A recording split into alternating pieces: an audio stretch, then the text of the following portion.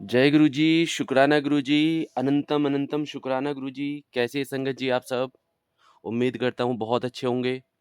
तो संगत जी, पहला सत्संग स्टार्ट हो रहा है आज से। तो मैं सत्संग सुनाना चाहूँगा आपको पढ़कर। तो संगत जी, ये सत्संग है कर्नल अंकल का, और ये सत्संग उस टाइम का है जब बड़ा मंदिर रेडी हो गया था, उस दौरान का सत्संग है। तो संगत जी, आपसे हाथ जोड़कर विनती है, बड़े ध्यान से और प्यार से सुनना। बहुत सारा ज्ञान है इस सत्संग में। तो स्टार्ट करते हैं हम संगत जी। जय गुरु जी।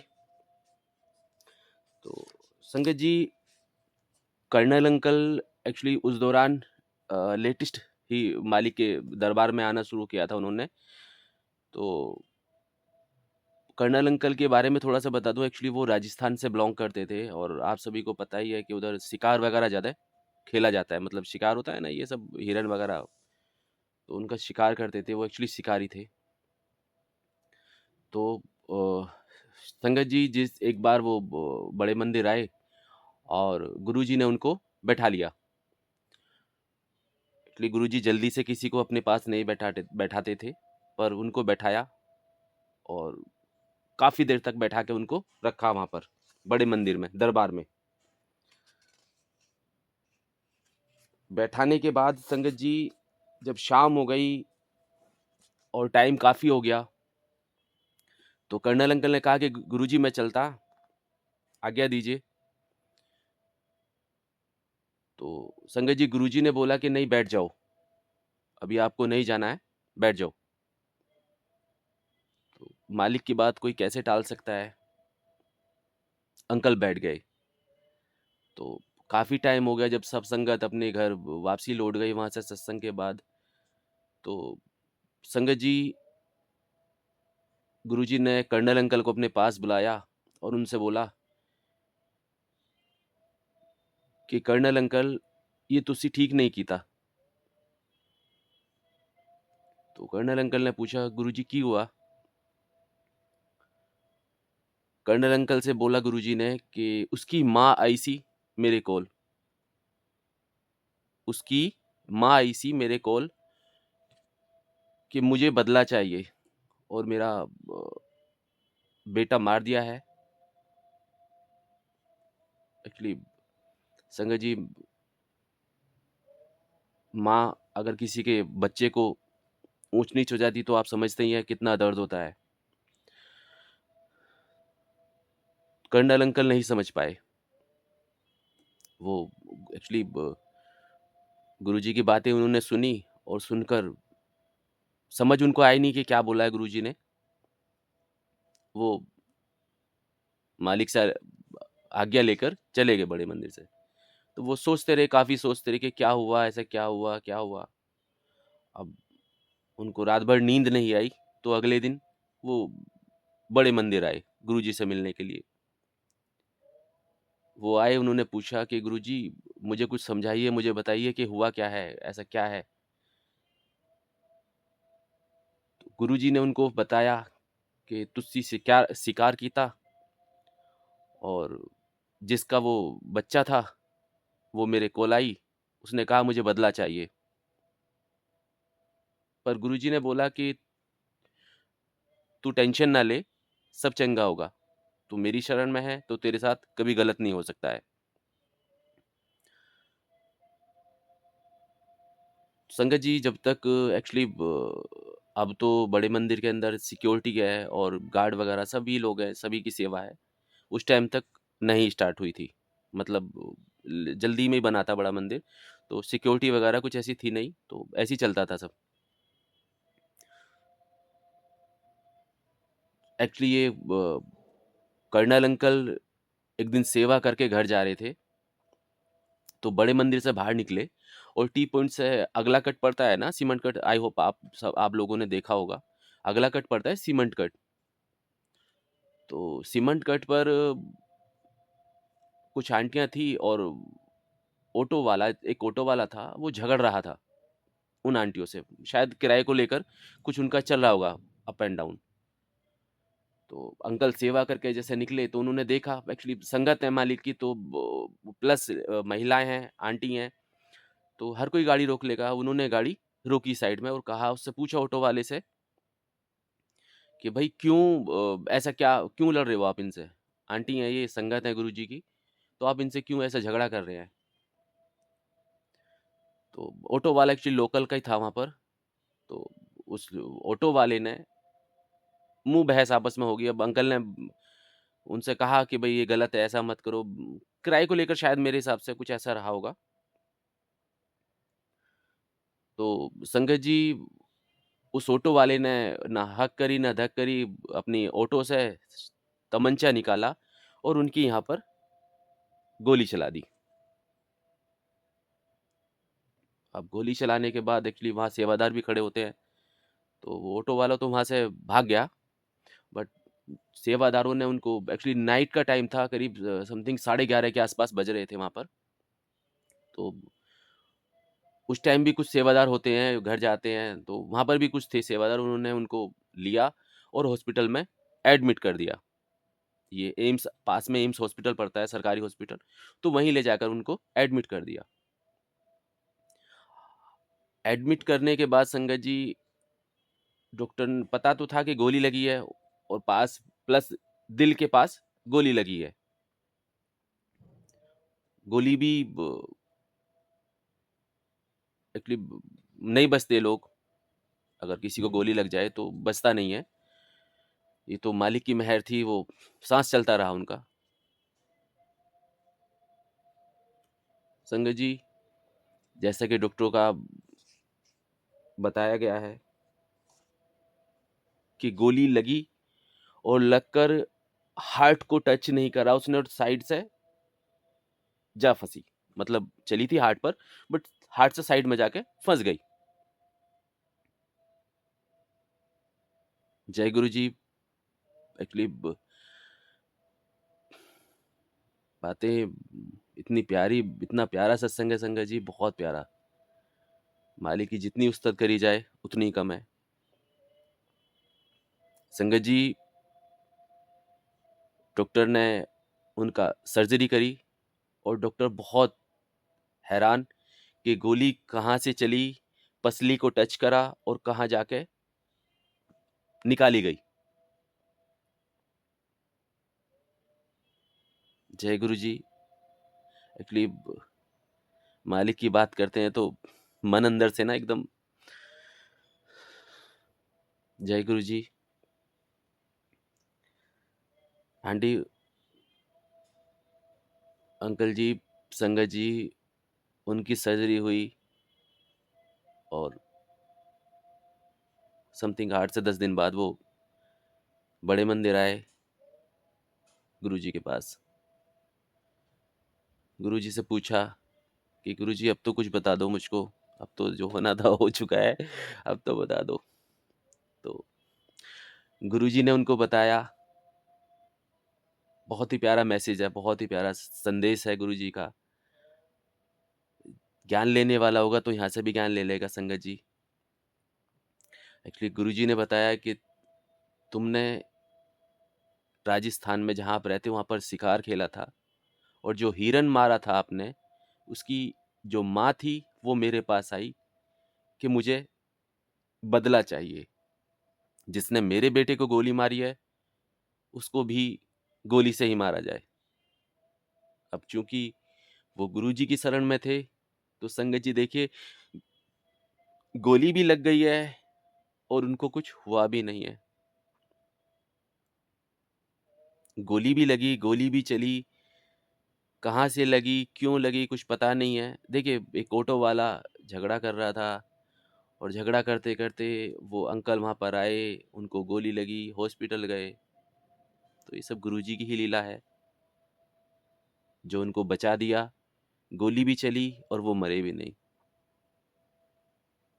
अगर गुरुजी की लीला के बारे में हम बात करने लगे तो बहुत एक्चुअली सत्संग तो संगत जी रोज़ ही होते हैं हमारे साथ, रोज़ सत्संग होते हैं। अभी एक छोटा-सा मुझको याद आ गया, मैं वो भी सत्संग शेयर करूँगा साथ में ही। अभी कल आंटी हैं हमारी एक, विद्या आंटी, वो उनका कॉल आया कि बबलू अंकल, एक्चुअली उन्होंने, एक आंटी है सीमा आंटी, उनको बुलाया था घर पर, तो उनका कॉल आया कि बबलू अंकल एक चमत्कार हुआ है घर पर और आप आ जाओ। तो एक्चुअली मुझे ऐसा लगता है शायद मेरी जगह कोई और भी होता तो वो भी चला जाता, मुझे ऐसा लगता है, अगर मालिक से जुड़ा हुआ है तो वो चला जाता। तो संगत जी, वो एक्चुअली यहीं पास में नंदग्राम है एक, गाजियाबाद के अंदर, वहीं पर उनका घर है एक गली में। तो उन्होंने कहा कि स्पीकर लेके आना, एक्चुअली स्पीकर सेवा में चलता है, तो मालिक का स्पीकर है, तो उन्हीं की सत्संग में सेवा में चलेगा वो। तो मैं पहुंचा वहाँ पर। एक्चुअली संगत जी, मैं वहाँ गया और मैंने देखा, उन्होंने एक्चुअली दरबार लगाया हुआ था, जैसे मालिक का यहाँ पर लगा हुआ है, ऐसी दरबार लगा हुआ था। एक सोफा था, उस पर साड़ी, शायद साड़ी थी या चुन्नी थी या सूट था, कुछ ऐसा ही था, जिससे दरबार सजाया हुआ था उन्होंने। और एक्चुअली विद्या आंटी तो घर से बाहर थी, सीमा आंटी जो थी, उनकी फ्रेंड्स हैं वो, उन्होंने गेट खोला और मैं गया। तो सीमा आंटी ने मुझसे बताया कि अंकल देखो, कुछ दिखाई दे रहा है आपको? तो संगत जी, आपको बिलीव नहीं होगा, साक्षात गुरुजी वहां पर बैठे हुए थे, साक्षात। और अगर उनके घर की कंडीशन मैं आपसे बयान करूं, एक्चुअली बहुत बुरी हालत थी उनके घर की। मुझे ऐसा लग रहा था शायद सफाई भी काफ़ी दिन से, एक अरसे से गुरुजी की गद्दी की नहीं हुई थी। मतलब आप समझिए, कम से कम इतनी इतनी डस्ट जमी हुई थी उस गद्दी के ऊपर जहाँ गुरुजी बैठे हुए थे। उन्होंने, सीमा आंटी ने कहा कि अंकल कुछ दिखाई दिया आपको? अब मैं क्या बोलूं, एक्चुअली मैं उनसे बोलता तो वो कुछ और दिखा रही है और मुझे कुछ और दिख रहा था वहां पर। तो संगत जी, उस कमरे के अंदर एक्चुअली लाइट भी नहीं थी बहुत अच्छी, बहुत लो लाइट थी। तो मैंने पहले पढ़ो, उनका दूसरा रूम था, उसमें से बल्ब निकाला, जलाया, तो वहां पर बहुत बुरी हालत थी। कहने का मतलब ये है कि भगवान भाव देखता है, ना धन देखता है, ना माया देखता है, भगवान सिर्फ भाव देखता है। मैंने बताया ना, जैसे कि गद्दी भी इतनी इतनी डस्ट जमी हुई थी और वहां पर गुरुजी बैठे हुए थे। सच बताऊं तो संगत जी, दिल से शुक्राना है, जितना शुक्राना करा जाए मालिक का उतना शुक्राना कम है। जय गुरु जी, शुक्राना गुरु जी। सच बोलूं तो एक बार वैसे मैं अपना भी सत्संग शेयर करूंगा आप सब संगत जी के साथ में, बट विद्या आंटी वहां से बाहर से आई, उन्होंने देखा, वो रोने लग गई। एक्चुअली संगत जी, ये हमारा परिवार ही तो है, जो हम लोग, गुरुजी ने परिवार ही बनाया है हमारा ना।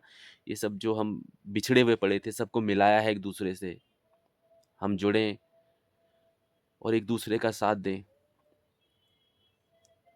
हम लोगों ने एक्चुअली, सीमा आंटी ने और हमें वहाँ मालिक ने सेवा दी, तुमने वहाँ पर साफ सफाई करके और सुखमनी साहिब जी का पाठ करा, सत्संग हुआ, भोग लगाया।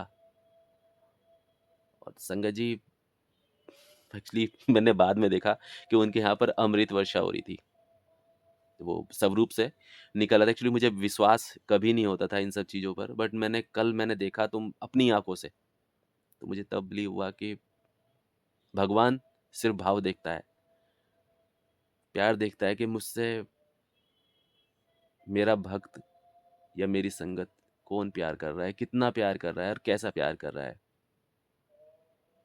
एक्चुअली सच बोलूं तो संगत जी, मुझे नहीं पता कि क्या है ये क्या नहीं है, बट गुरुजी के लिए ना कभी कोई नई संगत थी, ना कोई पुरानी संगत थी। गुरुजी के लिए सिर्फ संगत थी, और गुरुजी बोलते थे कि मेरी मुट्ठी भर संगत है। उनके लिए ना कोई पुरानी संगत थी, ना ही पुरानी संगत का सत्संग था। उनके लिए सब इक्वल थे, सब इक्वल, कोई बड़ा नहीं, कोई छोटा नहीं, कोई गोरा नहीं, कोई काला नहीं, कोई ऊँचा नहीं, कोई नीचा नहीं, सब बराबर थे और आज भी बराबर है। तो हम लोगों ने पता नहीं क्या हुआ है हम लोगों की, हम तो पुरानी संगत हैं, ये नई संगत है, या हमको ज़्यादा पता है या उनको कम पता है या नहीं पता है, बहुत सारी चीज़ें हैं। नहीं होना चाहिए ये सब ना, आप सब समझ सकते हैं मैं क्या बोल रहा हूँ। और एक्चुअली संगत जी, अगर मैं है हमारे अंदर, तो गुरुजी वहाँ पर नहीं है। हमारे अंदर अगर मैं कहीं छिपी हुई है, तो गुरुजी वहाँ पर नहीं है, सिर्फ दिखावा है वहाँ पर ना। तो संगत जी, मैं एक्चुअली वापसी सत्संग पर ही आऊँगा। तो कर्नल अंकल ठीक हो गए और कर्नल अंकल की वहाँ पर ही सिक्योरिटी की सेवा मिली उनको। और उस दिन से आप देखते होंगे, जब बड़े मंदिर में हम जाते हैं तो हमारी वो तलाशी वगैरह होती है, तो वो कर्नल अंकल की ही देन है बड़े मंदिर के लिए, उनकी ही सेवा लगी थी। और अब बदलते बदलते काफ़ी सेवाएं हो चुकी हैं। तो एक्चुअली संगत जी, सत्संग तो डेली हमारी ज़िंदगी में होते हैं, हमारी लाइफ में डेली सत्संग होते हैं। बट हम उस सत्संग से क्या सीख रहे हैं, या क्या सुन रहे हैं गुरु जी की, या क्या मान रहे हैं, हम क्या सीख रहे हैं उस सत्संग से, ये मैटर करता है संगत जी। ये नहीं कि सत्संग हुआ या वो गरीब है तो उसके यहाँ गुरुजी नहीं आ सकते, मैं अमीर हूँ तो मेरे यहाँ गुरुजी आएंगे। एक्चुअली गुरुजी ने कभी किसी में भी ना नया ना पुराना, ना ऊंचा ना नीचा, ना गोरा ना काला, ना हिंदू ना मुस्लिम, ना सिख ना ईसाई, कभी किसी में कोई भी भेद नहीं रखा, कभी भी कोई भेद नहीं रखा संगत जी। एक्चुअली सिर्फ गुरुजी प्यार के भूखे थे, प्यार के भूखे हैं। एक्चुअली प्यार के भूखे हैं, थे तो। और सच बोलूं तो संगत जी, बहुत बहुत हम इंसान है ना, बहुत बेकार है, बहुत बहुत मतलबी हैं, बहुत सेल्फिश हैं। इतने सेल्फिश हैं हम कि मतलब है तो गुरुजी गुरुजी, काम हो गया तो कौन गुरुजी। आप समझ रहे हैं ना मैं क्या बोल रहा हूँ। सच में इंसान बहुत सेल्फिश है, बहुत सेल्फिश है। ये तो मेरे मालिक हैं जो संभाले हुए हैं, पूरी सृष्टि को संभाले हुए हैं। वरना सोचकर भी डर लगता है कि अगर हम इनकी शरण में नहीं आए होते तो हमारा क्या होता। संगत जी, सत्संग बहुत सारे हैं, डेली सत्संग होते हैं, लेकिन हम उस सत्संग से सीखते क्या हैं, सुनते क्या हैं हम। एक्चुअली सबसे बड़ी बात है कि हम सुनते ही नहीं, हम सुनते नहीं हैं। और उस परमात्मा से मिलने की पहली सीढ़ी है सुनना, पहली सीढ़ी सुनना है और दूसरी सीढ़ी मनना है। इसलिए संगत जी, आज के लिए इतना ही। नेक्स्ट वीडियो में मिलेंगे एक नए सत्संग के साथ। संगत जी, गुरु जी का जितना शुक्राना करना है करते रहो, जितना शुक्राना करोगे, जितना शुक्राना करोगे, उतना ही उनसे जुड़ते चले जाओगे आप, उतना ही मन में सब्र आ जाएगा। हर पल शुक्राना करते रहो संगत जी, किसी फेसबुक या व्हाट्सएप या इन सब चीज़ों पे नहीं। एक्चुअली हमें मन में शुक्राना करना है। शुक्राना मन से करो संगत जी, मन के अंदर करो, छोटी से छोटी चीज़ों का शुक्राना करो। आप उनसे कैसे जुड़ते चले जाएंगे आपको पता भी नहीं चलेगा संगत जी। संगत जी, अगर कोई मुझसे गलती हो गई हो तो उसके लिए मैं क्षमा प्रार्थी हूँ। आप सब मेरा परिवार है, मैं आपका परिवार हूँ। और सच पूछो तो मैं अपने परिवार से बहुत प्यार करता हूँ। मालिक ने इतना प्यारा परिवार दिया है, इतनी प्यारी संगत दी है। मैं दिल से आप सब लोगों का शुक्राना करना चाहता हूँ संगत जी। मेरे मालिक का तो शुक्राना है ही है, आपका भी बहुत बहुत शुक्राना है। जय गुरु जी, शुक्राना गुरु जी।